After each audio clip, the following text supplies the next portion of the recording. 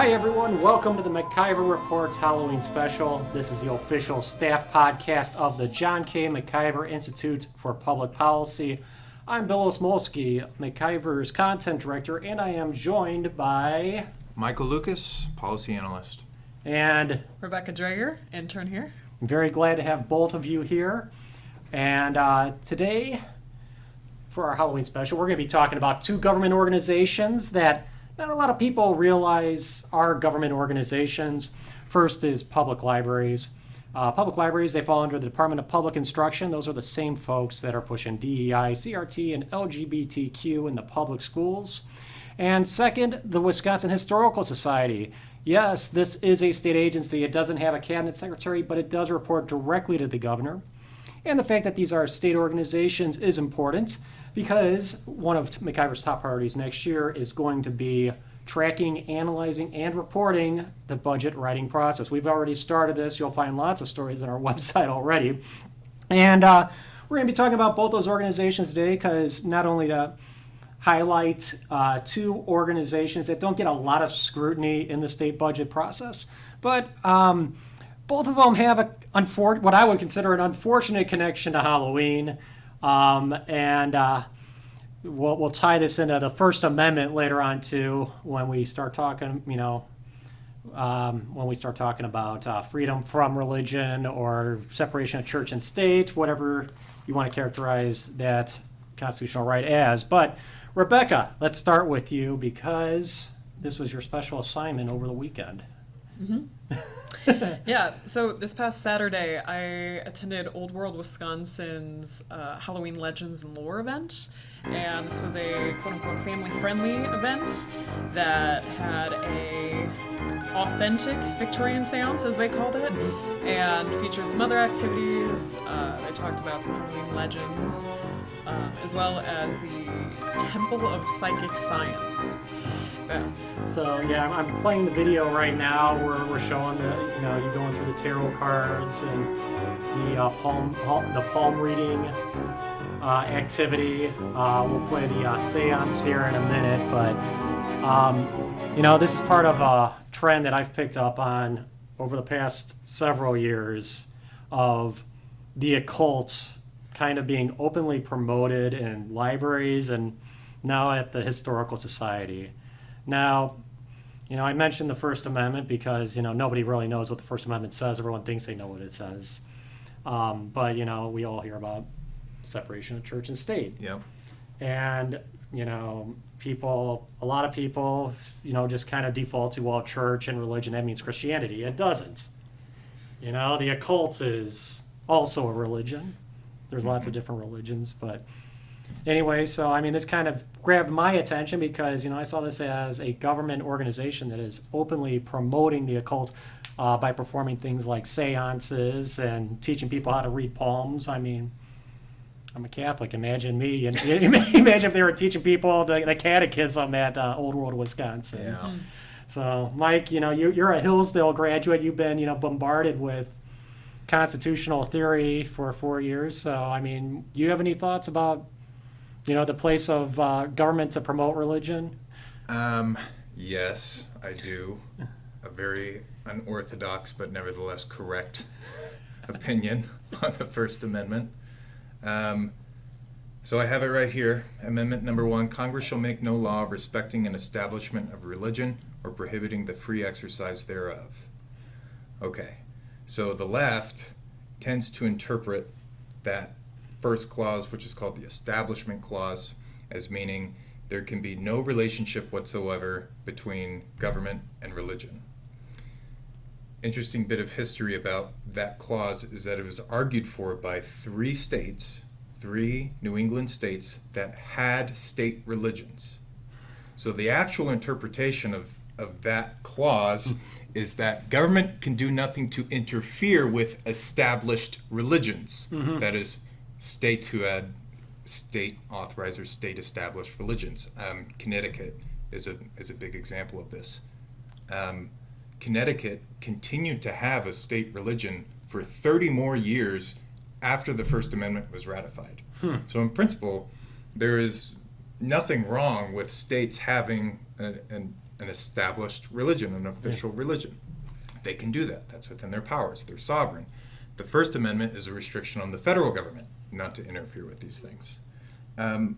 But we're in Wisconsin, and Wisconsin has a constitution as well. Mm-hmm.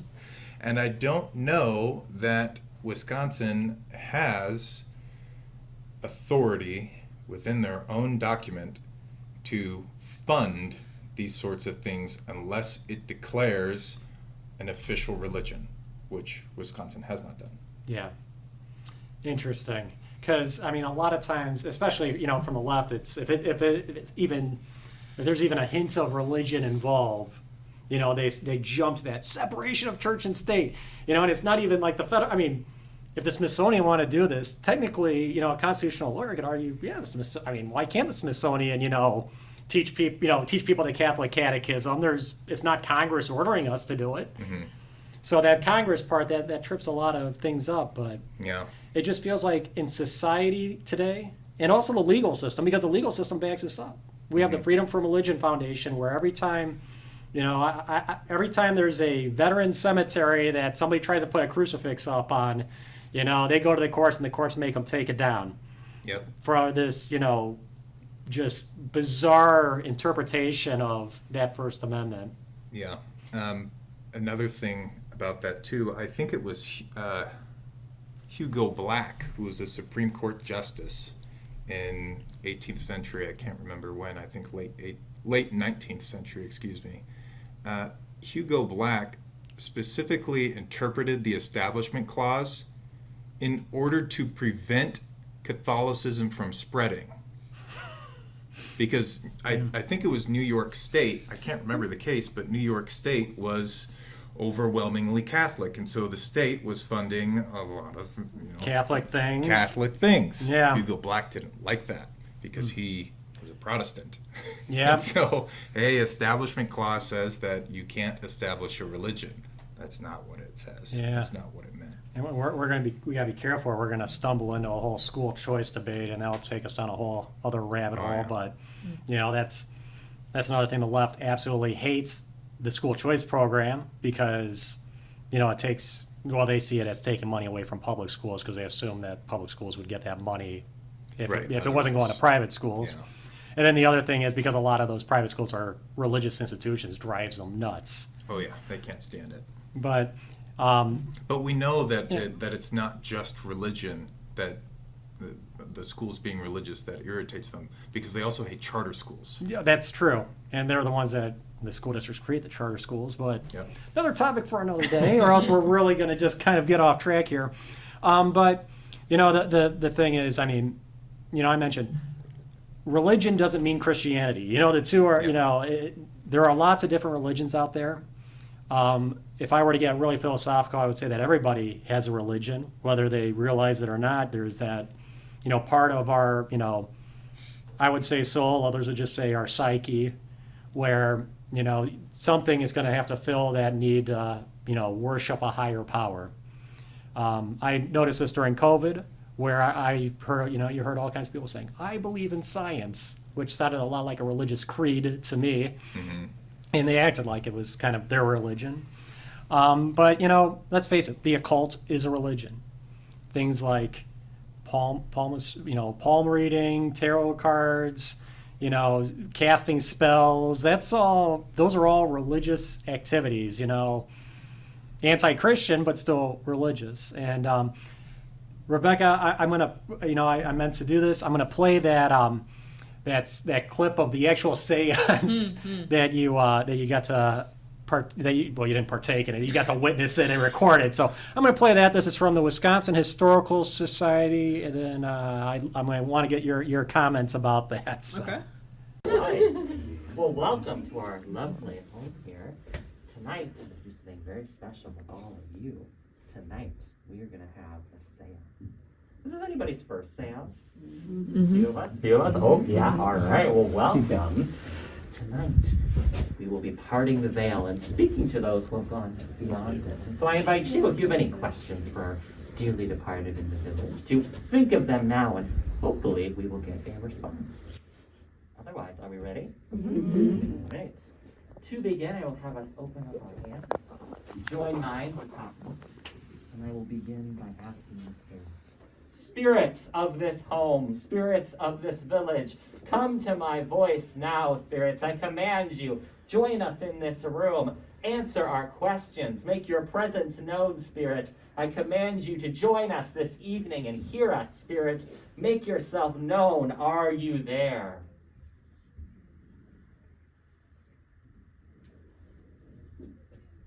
Spirit, if that was you, knock twice for yes and once for no, spirit. Are you there?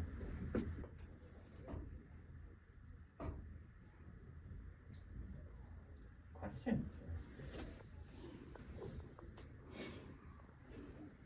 Okay, don't worry, I'll get it started. What do you guys think? All right. Spirit, did you die in this home?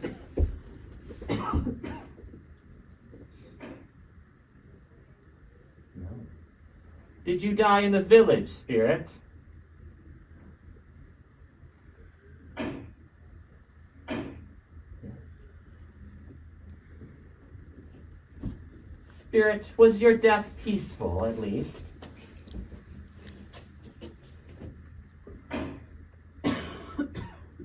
No. Okay, other questions? Is it a boy or girl that died in the house? Let's go like this. Spirit, are you a man? No. No. Okay, so a woman. Child or adult? Spirit, were you old when you died? No. Were you young when you died? Somewhere in the middle. Were you murdered? Spirit, That was a big yes. okay. Spirit, how did you die? Can you give us a sign? Tripping? Fell down. Pushed off. Pushed Down off. the stairs. Fell down the stairs. I wish we could afford that. Push down the stairs. I think they pushed down the stairs. He was murdered. Other questions? Did a family member kill you?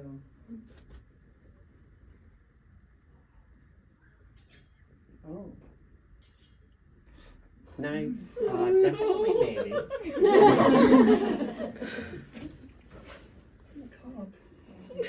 Are we in danger?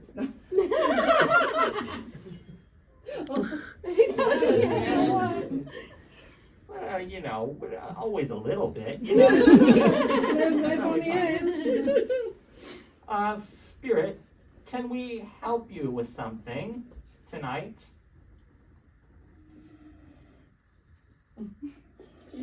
Yeah, no, not that one. Okay, That was angry. that's my kitchen, thank you. Spirit, do you have a message for us? Yes. Give us a sign, Spirit. How can we help you tonight? What message have you for us? Okay, playing my piano, thank you. Your unrealized music career. It's rough. All right, are there any other spirits that would like to communicate with us tonight? Yes. Spirits, how can we help you?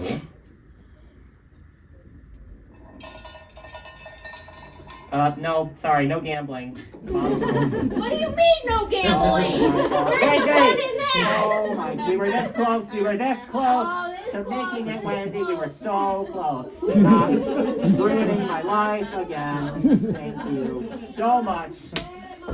Thank you all for coming.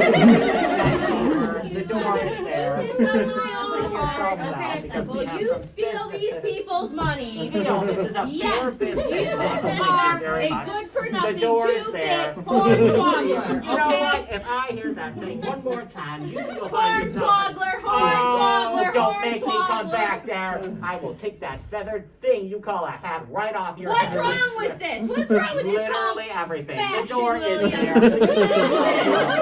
You can't All right. So, Rebecca, just give us a quick rundown of what we just heard there, or what we saw there. Yeah, so I think it was their version of a very gimmicky, quickly run seance. They were doing these like every 10 minutes, so it was a lot of yes or no questions, just playing to the audience, and then like towards the end, they have another actor come out and then start fighting with the medium. So it was very pretend. There was no candles, no Ouija boards, none of that. But they were calling on the dead to Yeah. come speak. So it was a demonstration.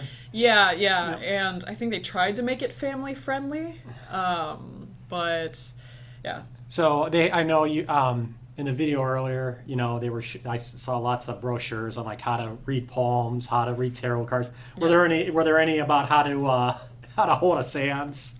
I didn't see any. Okay. No. Did he talk about was it just kind of play acting, or was it or were they actually did they give background in addition to that demonstration?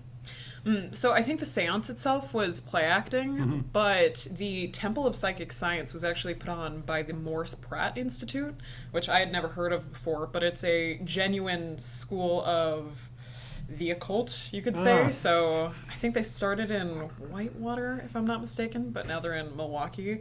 But they do this for real. They hold lessons. You can get a certificate. Yeah.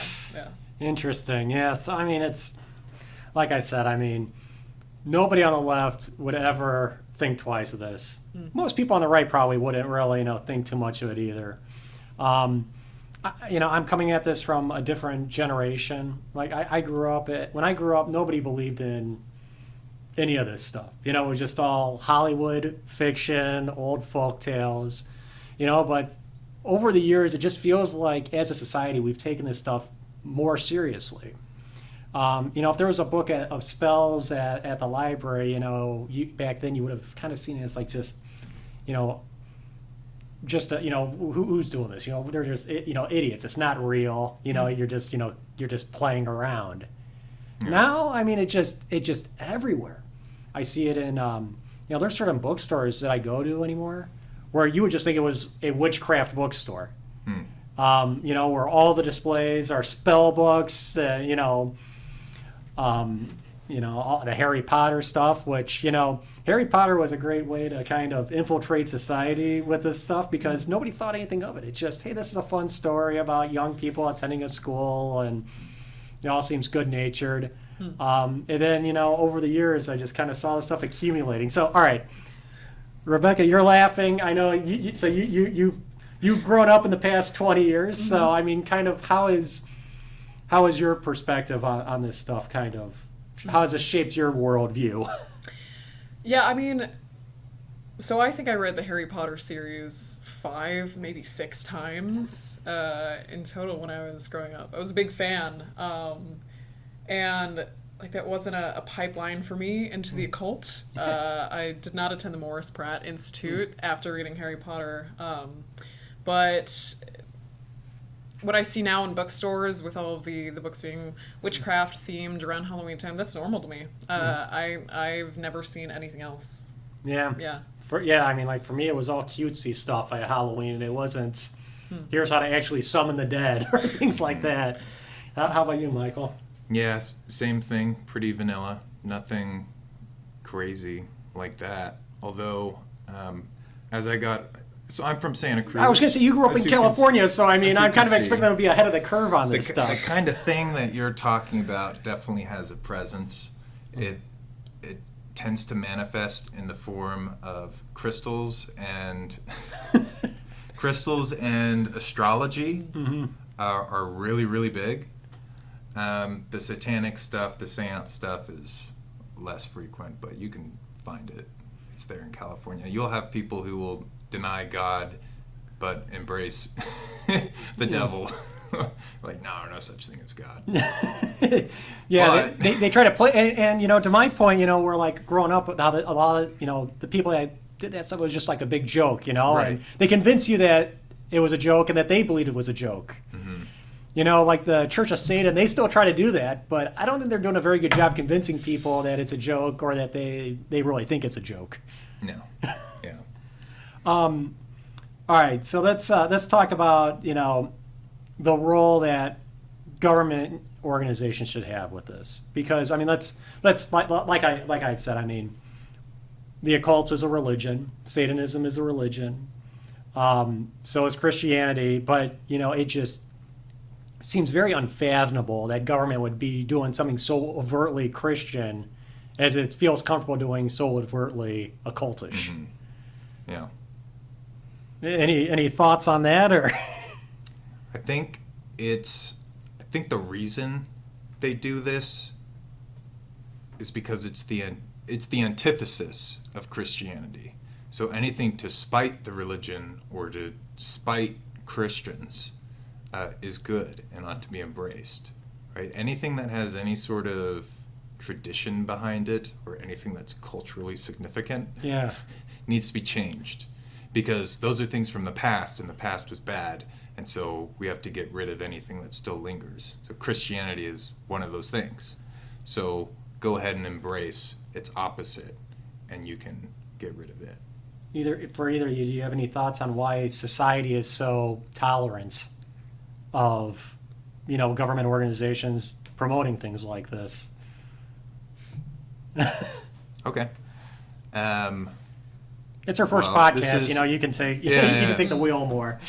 Well, this is a Christian country, majority Christian country, and what are one of the principles of Christianity? Turn the other cheek. Now that's Yeah. after someone has slapped you, so it's a Yeah. little passive aggressive. But turn the other cheek is just to say, live and let live. Don't get involved where it's not your business or where it doesn't really affect you. Yeah. I think, especially in Wisconsin, people are so polite; they really don't want to get involved or say anything. Yeah. Because what's it going to do?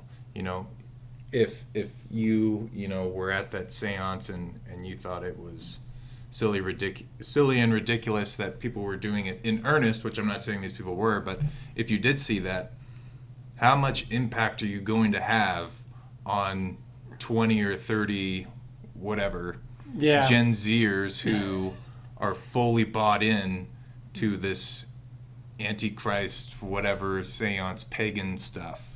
Yeah, you're just going to hurt your cause. Yeah, It'll be, Christians are so rude and inconsiderate Right, and yeah. disrespectful. You'll just confirm their beliefs. Yeah. This is why we reject you. Do you have any thoughts on Rebecca? Anything to add? No. Oh, okay. All right. Well, let's quick. Let's go to just real quick to reinforce that these are government organizations. I got up the my budget graph for the Wisconsin Historical Society funding for the current budget cycle. 64% of their funding comes from taxpayers. So, and that's over $54 million a year, or for the 2 years. So then let's just real quick the libraries and transition. There we go. And the libraries, they also get a ton of money from government. It's a lot less for them. It looks like about 15% of their funding comes from Wisconsin taxpayers. But the libraries is where I mentioned earlier how the libraries is where I first started noticing this, like how this got on my radar, because I was going through the Janesville Library 3 or 4 years ago, and right when I walked in, there was like a whole display of like spirit cooking and summoning ghosts, and it's like not what you expect to see, walk into a public library. And if it's Halloween, you expect, I would at least expect, cutesy witches or cats and pumpkins and things, not serious. This is how you this is real. This is how you do it. Yeah. So, Here's a copy of a grimoire from the 17th century. yeah. So, all right. So, talking quickly about the budget again, state agencies, they all submitted their budget requests to the governor. Last month, we started our budget. That's what kicked off our budget coverage. Nobody spends a lot of time on the Wisconsin Historical Society because even though they get tens of millions of dollars from the state, in the grand scheme of things, in state government, that's actually a drop in the bucket. But, I think it is important for us to, talk about these things all the same, what our money goes to in, as Wisconsin taxpayers. The state budget for the current 2-year cycle is at about $100 billion. So it just keeps, every budget is bigger than the last one. It definitely outpaces inflation. I mean, it's like 10-15%, every budget's 10-15% bigger than the last one. So that's why it's so important here at MacIver for us to really, tackle these issues and pay attention to this stuff. And I mean, talk about it, have a little bit of fun. I mean, I don't think there's going to be any massive calls to defund the Wisconsin Historical Society after this, but I think people should be somewhat aware of what our tax dollars are going to, especially when it's something that a lot of us. I mean, it is a bit disturbing that our government is promoting, anti-Christianity. Yeah. Now, switching gears to the election. I don't want to make any cheesy, talk about scary stuff, but Michael, we're in the last 2 weeks here, 2.5 weeks. It's 2 weeks away, isn't it? Yeah. 2 weeks till election day. 23rd today. Yeah. Mm-hmm. All right. I'm going to ask you how you think it's going. I'm going to ask you and what you're seeing on campus, and then we'll just kind of go from there. So how do you think the election is shaping up right now? I am 100% committed to my previous position. Trump's going to win. He's doing really, really well. 60% odds on the political betting markets of him winning. Markets are also predicting a Republican sweep of the federal government. I think that's solid. Everything that I see coming out from Harris right now is just implosion. She is just grasping at absolutely nothing because it's patently obvious that she is not qualified, that she is a buffoon. Like, she's getting so much media attention and it's all negative. Yeah. I have another prediction to make right now. Okay. Michelle Obama runs in 28 Oh, yeah. because Kamala's going to lose so badly that the Dems aren't going to have any choice but to put Michelle on the ticket. And remember, So they aren't going to learn their lesson. They're gonna keep. the Obamas are like, So right? yeah, that's still their For them. pinnacle. Yeah, the Obama family is the greatest family ever in Yeah. existence to them, and Michelle is the Wonder Woman of whatever.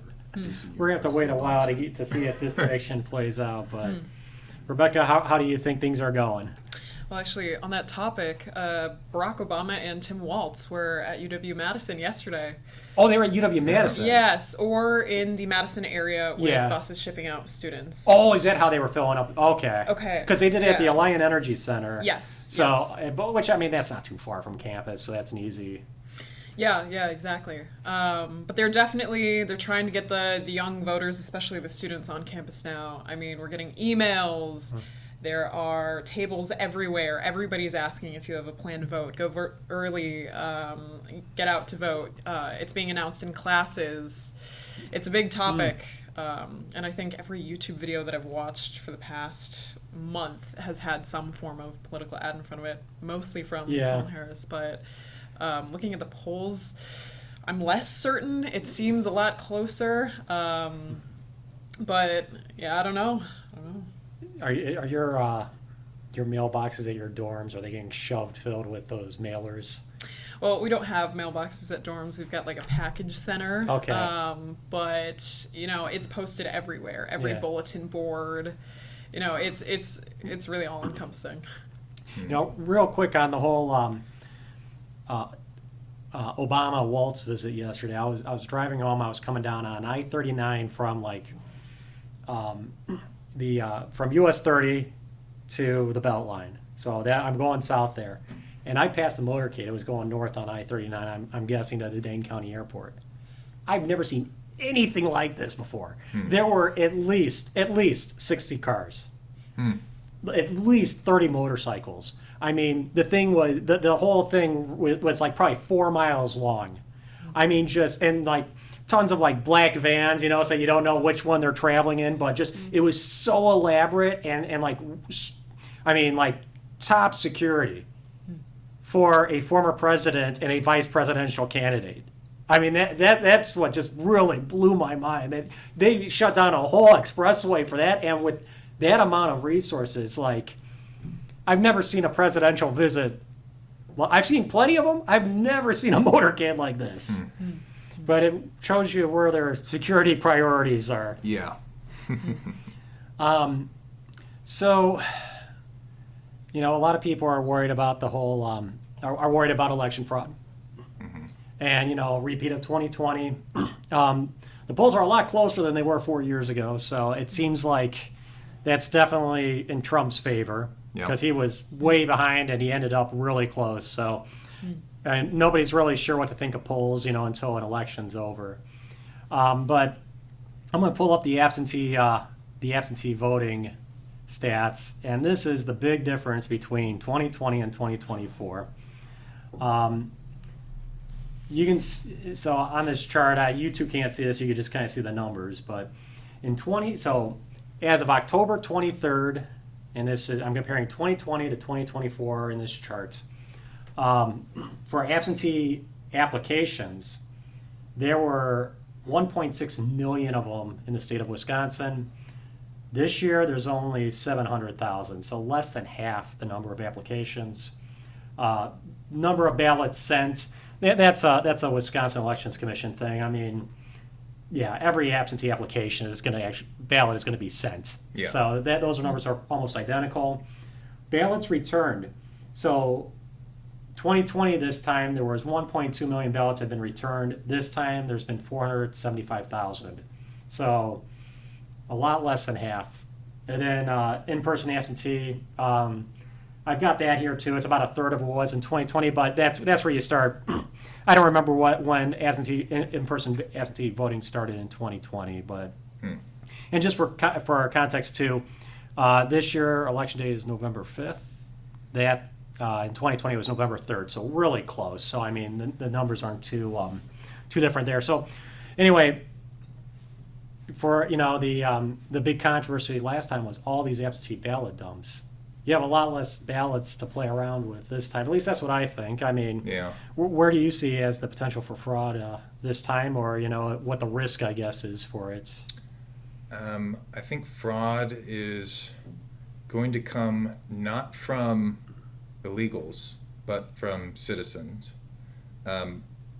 Probably just registered legal voters voting multiple times. Yeah. I think that's what I think they'll mail in a ballot, and I think they'll show up on election day and vote again. So did you have any thoughts about that whole, like Georgia, the water main broke, and then you saw like videos of people bringing in, duffel bags filled with votes. I mean, did that stuff ever register with you, or? No. Yeah. I mean, I don't know what to think when I see stuff like that. Yeah. I mean, is it typical? Is it not? Like when we were visited by a guy a couple weeks ago who was talking about what they do here in Wisconsin when they know that they have illegitimate votes, right? Illegitimate ballots. They know that they have 60 ballots, but they pull out 60 ballots at random from the entire pool of ballots. How does that make any sense? How can you know how many illegitimate ballots there are and not know which ones they are? Yeah. It makes no sense. And I mean, that was a great scam that Madison pulled. Yeah. In 2020, where they had done, that ballots or voting in the park. It was like an illegal voting drive that the city did, where you could go vote in the park. And while the courts were trying to figure out what was going on, whether this could be counted or not, the clerk took all those ballots and dumped them into the main pile. So you had no idea which ballots those were. Yeah. And in the end, nothing happened because nobody wants to take away a legitimate voter's vote, no matter how illegal it was the way they voted. Yeah. All right, Rebecca, what do you? So you didn't vote in 2020. No. No, you were 17 or Yes, not eligible. not eligible to vote. So what's your impression of from your perspective, like how did 2020 go? How does 2024 going to be different? What kind of are you thinking of any shenanigans that might be pulled this time?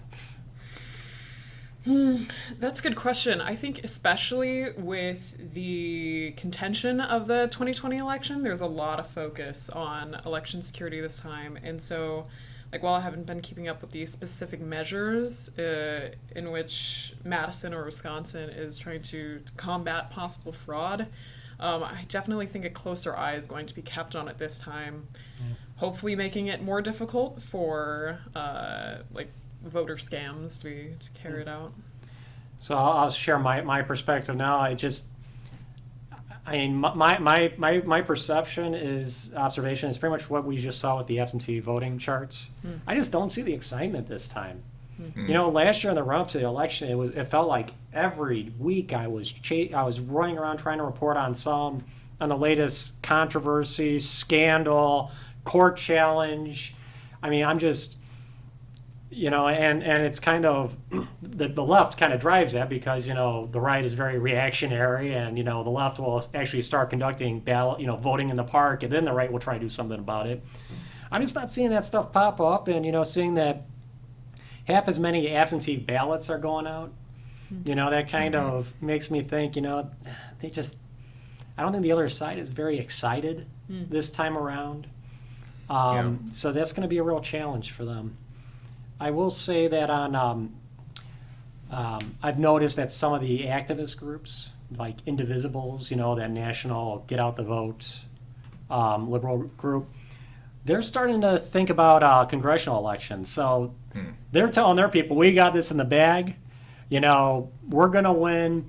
The Republicans are going to flip out and, cause all kinds of chaos because, they're kidding themselves into thinking that they've won this when they're going to lose in a historic landslide.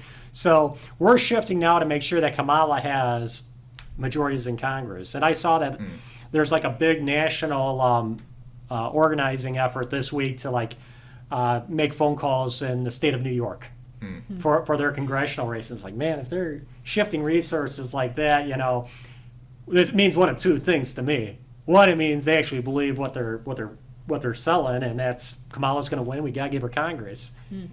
Or Kamala is a loss. We can't salvage this. Let's start taking people away from Kamala's campaign and focus on trying to at least win Congress so we could stop Trump. Yep. Yeah. I think the latter. Yeah. The latter of the two is the case, personally. But that's because I think Harris is going to lose. So. All right. Yeah, all right. So we're going to. Let's end by pulling out our metaphorical crystal ball, because Michael and I have been making predictions for the past several podcasts. So let's start with the and you could hop in now, even though you're late to the game. We had more at risk making our predictions so early, but Yeah. who's going to win the race and who's going to win Wisconsin? Trump wins both. All right. I'm also going to go with Trump wins both. All right. I'm going to play it safe. I'm going to say Trump wins the election, but he loses Wisconsin. So we'll see. You got to stay hopeful. You got to stay positive. But I mean, I've gone through this so many times. All right. So other predictions. I had Jimmy Carter's going to die before the election. He was going to be the October surprise.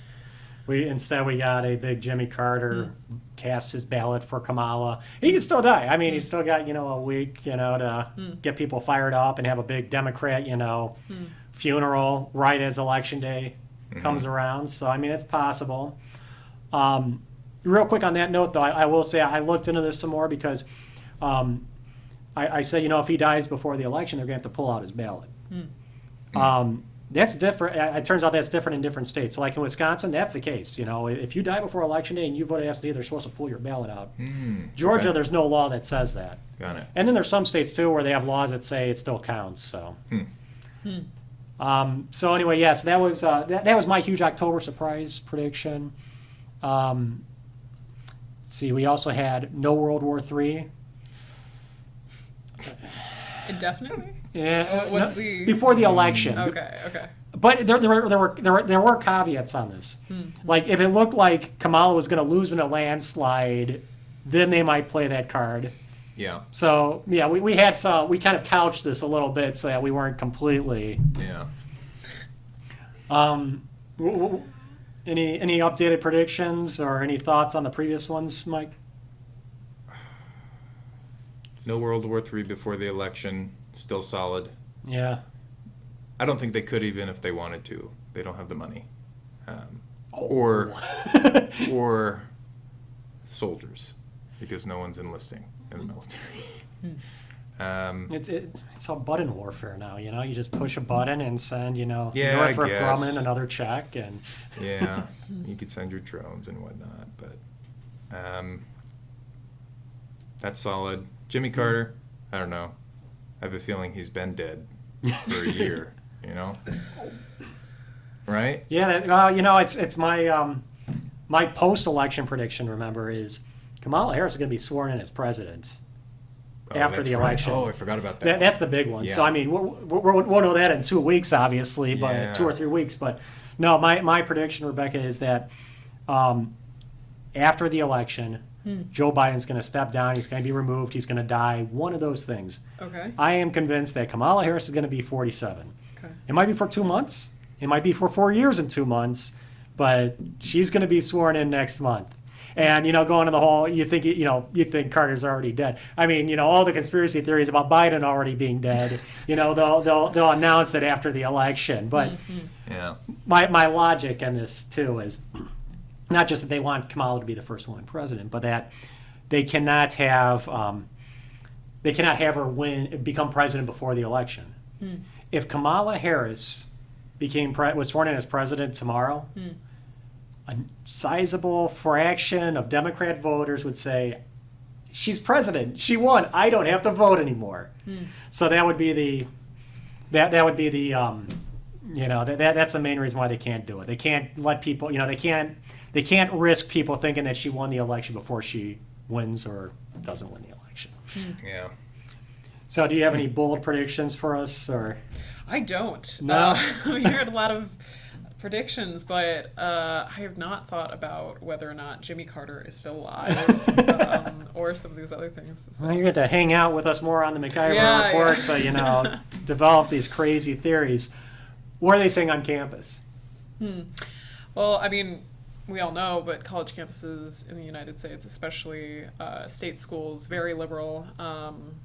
And so I think a lot of the people I'm in class with and a lot of the things that I'm seeing are Kamala's going to win. Like, we're solid.